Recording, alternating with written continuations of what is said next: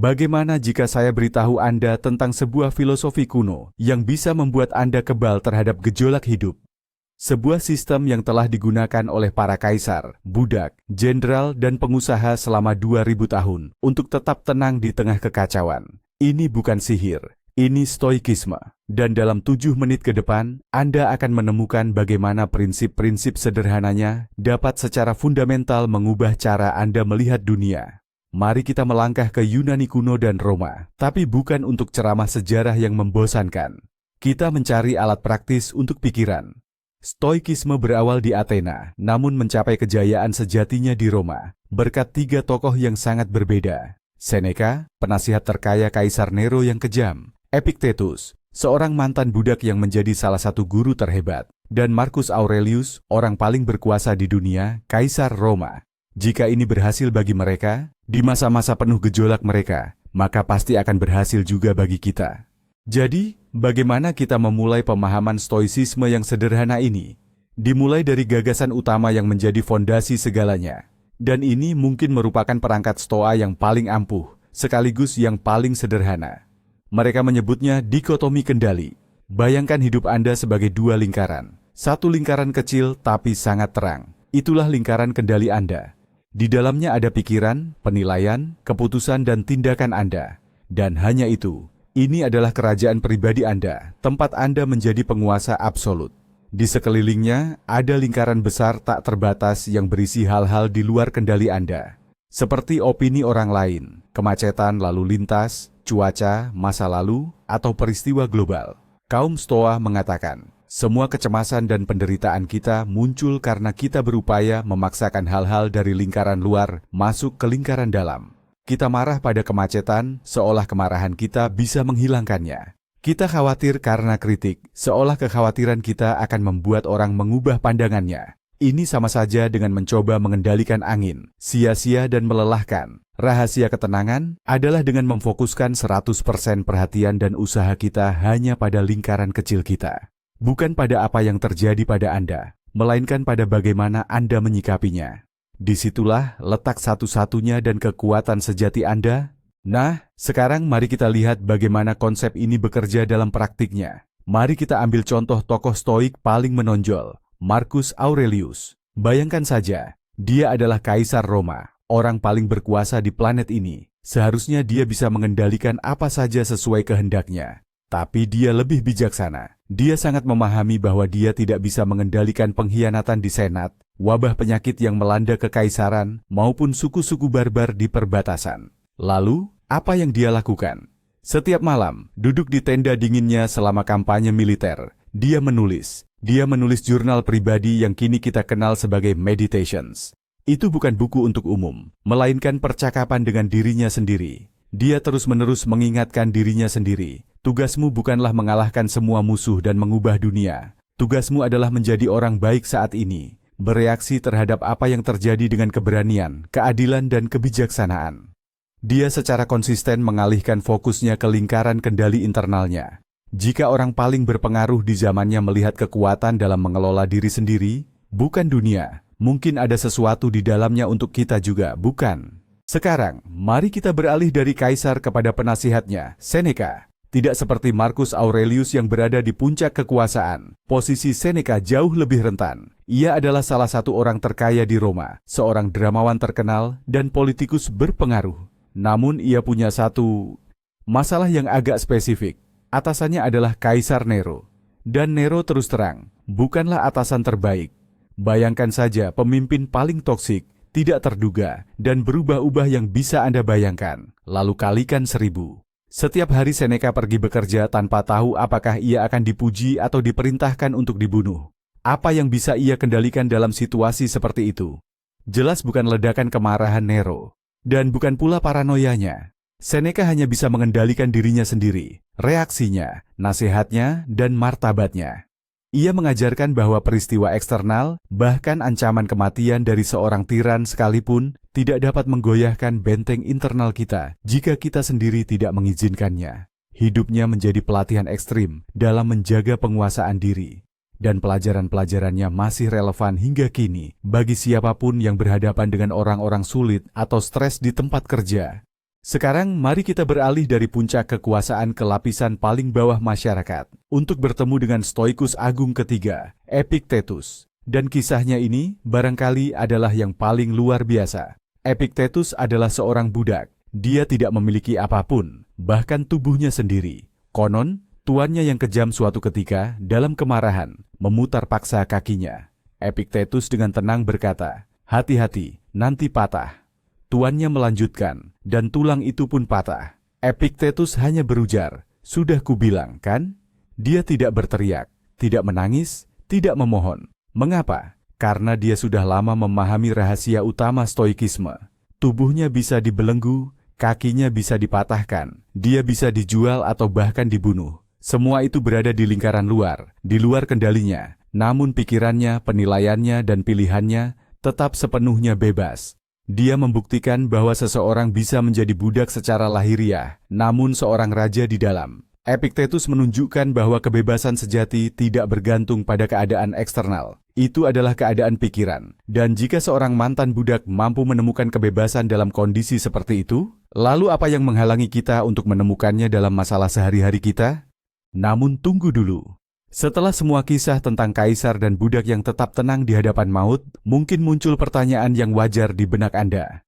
Bukankah para stoik itu orang-orang yang berwajah dingin, menekan semua emosi, dan berjalan seperti robot? Ini adalah salah satu kesalahpahaman terbesar tentang stoicisme, dan hal inilah yang seringkali membuat banyak orang enggan mempelajarinya.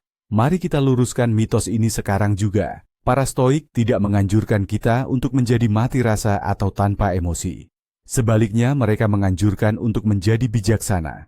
Bayangkan emosi Anda adalah lampu indikator di dashboard kehidupan Anda. Kemarahan, ketakutan, kesedihan, semua itu menyala bukan tanpa alasan. Mereka memberitahu Anda informasi penting tentang apa yang sedang terjadi. Orang biasa saat lampu marah menyala mungkin langsung tancap gas dan mulai berteriak. Seorang stoik di sisi lain melihat lampu itu dan berkata pada dirinya sendiri, "Oke, tenang. Apa yang memicu sinyal ini? Apakah reaksi saya adil? Akankah ini membantu saya menyelesaikan masalah atau justru memperburuknya?" Tujuannya bukan untuk menghancurkan dashboard dan tidak lagi melihat lampu-lampu itu. Tujuannya adalah untuk menjadi pengemudi yang berpengalaman, yang memahami arti dari sinyal-sinyal tersebut, dan membuat keputusan yang bijaksana, bukan sekadar mengikuti dorongan impuls pertama secara membabi buta. Jadi, bagaimana caranya agar kita bisa menjadi pengendali ulung emosi kita sendiri? Kaum Stoa punya beragam latihan mental praktis. Salah satu yang paling terkenal, namun pada pandangan pertama mungkin terasa menakutkan, adalah premeditasi kejahatan. Atau yang kita kenal sekarang visualisasi negatif. Kedengarannya suram, ya? Tapi sebenarnya ini adalah alat yang luar biasa ampuh untuk mencapai ketenangan batin. Begini cara kerjanya. Setiap pagi, sebelum memulai aktivitas, luangkan beberapa menit dan bayangkan dengan tenang apa saja yang mungkin bisa salah. Bukan untuk panik, melainkan sekadar sebagai sebuah kemungkinan yang realistis. Anda bisa saja terlambat menghadiri rapat penting. Komputer Anda mungkin rusak. Orang yang Anda andalkan mungkin mengecewakan Anda. Bahkan, Anda bisa membayangkan kehilangan sesuatu yang jauh lebih berharga. Pekerjaan, kesehatan, atau orang terdekat. Mengapa harus melakukan ini? Ada dua tujuan utama. Pertama, Anda secara mental mempersiapkan diri menghadapi kemungkinan kesulitan. Jadi, jika hal itu benar-benar terjadi, Anda tidak akan terkejut atau lengah. Anda sudah punya rencana cadangan, dan dampak emosionalnya pun akan terasa lebih ringan. Kedua, dan ini yang terpenting, setelah premeditasi semacam itu, Anda membuka mata dan menyadari bahwa semua hal buruk itu belum terjadi. Komputer Anda masih berfungsi, orang-orang terdekat Anda ada di sisi Anda, dan Anda pun mulai menghargai apa yang Anda miliki saat ini, jauh lebih dalam. Ini adalah semacam vaksin anti-stres dan obat ampuh untuk mengatasi rasa berpuas diri. Jika latihan sebelumnya terasa agak berat bagi Anda, maka latihan berikutnya justru akan memberikan sensasi ringan dan perspektif baru. Namanya adalah pandangan dari atas. Pada dasarnya ini adalah meditasi terpandu yang bahkan dipraktikkan oleh Marcus Aurelius untuk mengatasi beban memimpin sebuah kekaisaran. Bayangkan, ini dalam pikiran Anda sekarang. Bayangkan Anda melayang dari kursi Anda dan naik ke atas. Anda melihat kamar Anda, kemudian rumah Anda, kota Anda, semuanya terlihat semakin kecil. Anda naik lebih tinggi lagi, melihat negara Anda seperti selembar peta, kemudian seluruh planet, sebuah bola kecil berwarna biru putih di dalam kegelapan yang sunyi. Tapi jangan berhenti. Terbanglah lebih jauh, melewati bulan dan Mars, melampaui tata surya kita, hingga galaksi Bima Sakti terlihat seperti spiral bercahaya di antara miliaran galaksi serupa lainnya. Sekarang, dari ketinggian yang memusingkan ini, coba pikirkan masalah Anda, tentang pertengkaran yang mengganggu pikiran Anda, tentang tugas di tempat kerja yang membuat Anda stres. Apa yang terjadi pada mereka? Mereka menghilang, mereka menjadi begitu mikroskopis hingga tidak terlihat sama sekali. Latihan ini bukanlah cara untuk lari dari masalah. Ini adalah cara untuk melihat skala sebenarnya. Ini langsung mengobati egoisme dan mengingatkan bahwa sebagian besar kekhawatiran kita hanyalah badai dalam segelas air di sebuah planet kecil dalam alam semesta yang tak terbatas. Baiklah, kita sudah belajar untuk fokus pada hal-hal yang bisa kita kendalikan dan melihat masalah dari perspektif yang lebih luas. Tapi, apa sebenarnya yang harus kita fokuskan? Apa tujuan utama seorang Stoa? Disinilah kita sampai pada ide revolusioner lain yang mungkin terdengar agak kuno, bahwa kebajikan adalah satu-satunya kebaikan sejati. Apa artinya ini? Kaum Stoa tidak pernah menganjurkan untuk hidup miskin atau menolak kesuksesan. Mereka mengatakan, kesehatan, uang, reputasi yang baik, itu semua tentu saja hal yang bagus. Namun, semua itu hanyalah hal-hal yang boleh diinginkan, tapi pada dasarnya netral. Artinya, itu hanyalah bonus yang menyenangkan, bukan tujuan utama dari perjalanan hidup itu sendiri. Satu-satunya yang memiliki nilai sejati dan tak bersyarat adalah kualitas karakter Anda, yaitu kebijaksanaan Anda, keadilan, keberanian, dan pengendalian diri Anda. Mengapa hal ini begitu mengubah segalanya? Karena ini menggeser sumber harga diri Anda ke tempat di mana ia sepenuhnya di bawah kendali Anda. Proyek Anda gagal, tapi Anda sudah bekerja dengan jujur dan mengerahkan segalanya. Berarti, dari sudut pandang seorang Stoa, Anda sebenarnya sudah berhasil. Anda dikritik secara tidak adil, tapi Anda menanggapinya dengan tenang dan bermartabat. Anda berhasil lagi. Ini membebaskan kita dari pengejaran tanpa henti akan hasil-hasil eksternal dan memungkinkan kita menemukan kepuasan dalam proses itu sendiri, yaitu menjadi orang yang baik di sini dan saat ini. Sekarang, mari kita bahas topik yang sebagian besar dari kita coba hindari. Kematian. Kaum Stoa memiliki istilah khusus untuk ini, yaitu memento mori, yang dalam bahasa Latin berarti ingatlah akan kematian. Dan lagi, sama seperti konsep visualisasi negatif, ini terdengar cukup suram. Namun, kaum Stoa melihatnya bukan sebagai alasan untuk depresi, melainkan sebagai sumber motivasi dan kejelasan yang paling kuat. Bayangkan, setiap hari Anda adalah sebuah kehidupan kecil, dan setiap pagi adalah kelahiran baru. Kesadaran yang berkelanjutan bahwa waktu kita terbatas berfungsi sebagai filter yang ampuh. Ini membantu menyaring semua hal yang tidak esensial. Dendam, pertengkaran sepele, penundaan, ketakutan akan opini orang lain. Semua itu seketika kehilangan maknanya di hadapan kefanaan hidup. Memento mori bukan tentang berdiam diri dan bersedih. Ini adalah seruan untuk bertindak. Ini adalah pertanyaan yang patut Anda tanyakan pada diri sendiri setiap hari. Jika hari ini adalah hari terakhir saya, apakah saya akan melakukan apa yang telah saya rencanakan? Dan jika jawaban tidak terlalu sering muncul, berarti sudah saatnya untuk mengubah sesuatu. Praktik ini mendorong kita untuk tidak menunda percakapan penting, tidak takut mengambil risiko demi impian, dan menghargai setiap momen yang dihabiskan bersama orang-orang terkasih. Nah, kita sudah belajar menerima apa yang tidak bisa kita kendalikan. Tapi bagaimana jika sesuatu yang benar-benar buruk terjadi? Bukan sekadar macet di jalan, tapi masalah yang serius, seperti sakit, kehilangan pekerjaan, atau pengkhianatan. Terhadap hal ini, Stoicisme menawarkan sebuah jawaban radikal yang terkandung dalam frasa amor fati, atau mencintai takdirmu. Ini bisa dibilang gagasan Stoicisme yang paling sulit, namun juga yang paling membebaskan. Konsep ini tidak sekadar menyuruh kita berdamai dengan apa yang terjadi, tidak hanya sekadar menoleransinya, tapi untuk menerima dan bahkan mencintainya. Mengapa? Karena setiap perlawanan terhadap kenyataan, terhadap apa yang sudah terjadi, hanyalah pemborosan energi. Ini seperti berteriak pada hujan agar berhenti. Amor fati bukanlah kepasrahan pasif, melainkan penerimaan aktif. Ini berarti mengatakan pada diri sendiri, baiklah, ini sudah terjadi. Aku tidak bisa mengubah masa lalu, tapi aku bisa menerima fakta ini sebagai kenyataan, sebagai aturan main yang baru, dan bertindak berdasarkan itu dengan cara terbaik. Ini mengubah korban keadaan menjadi arsitek responsnya sendiri. Seneca pernah berkata bahwa api menguji emas dan kemalangan menguji orang-orang yang kuat. Amor fati adalah keputusan untuk melihat dalam setiap peristiwa, bahkan yang paling tragis sekalipun, bukan sebagai kutukan, melainkan sebagai kesempatan untuk menunjukkan kualitas terbaik diri kita. Gagasan amor fati dengan mulus mengantarkan kita pada salah satu frasa Stoa yang paling sering dikutip, yang sangat disukai oleh Marcus Aurelius. Hambatan adalah jalan. Di dunia modern ini, gagasan ini dipopulerkan oleh Ryan Holiday dalam bukunya yang berjudul sama. Apa artinya? Ini berarti bahwa setiap masalah, setiap rintangan, setiap kesulitan yang kita hadapi bukanlah penghalang dalam perjalanan kita. Itulah jalan itu sendiri. Bayangkan Anda sedang berolahraga di gym. Anda tidak mengeluh bahwa barbel itu berat, bukan? Justru beratnya barbel itulah yang membuat Anda semakin kuat. Demikian pula dalam hidup. Klien yang sulit bukanlah masalah, melainkan pelatihan untuk kesabaran dan keterampilan negosiasi Anda. Kesalahan tak terduga dalam proyek bukanlah bencana, tetapi kesempatan untuk belajar memecahkan masalah yang tidak biasa dan menjadi lebih teliti. Ketika Anda mulai melihat dunia melalui prisma ini, seluruh realitas Anda akan berubah. Masalah tidak lagi menjadi sumber stres dan menjadi sumber pertumbuhan. Setiap hambatan berubah menjadi anak tangga yang mengangkat Anda lebih tinggi. Dan Anda tidak hanya mengatasi kesulitan, tetapi bahkan mencarinya, menyadari bahwa justru kesulitan itulah yang membuat Anda menjadi lebih baik, lebih bijaksana, dan lebih kuat.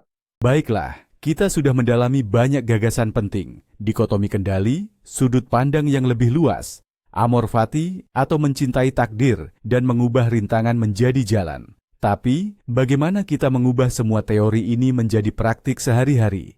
Karena filsafat tanpa tindakan hanyalah sekumpulan kata-kata indah yang tak bermakna. Para Stoik punya jawaban yang sangat konkret untuk ini. Menulis jurnal, tapi bukan sekadar buku harian biasa yang hanya mencatat kejadian. Ini adalah jurnal Stoik khusus, yang berfungsi sebagai alat untuk melatih pikiran. Setiap pagi seorang Stoik akan meluangkan waktu beberapa menit untuk mempersiapkan diri menghadapi hari yang akan datang. Ia akan bertanya pada dirinya sendiri, kesulitan apa saja yang mungkin saya hadapi hari ini? Orang-orang menjengkelkan macam apa yang mungkin harus saya hadapi? Bagaimana saya bisa menerapkan prinsip-prinsip Stoik untuk merespons semua itu dengan bijaksana dan tenang?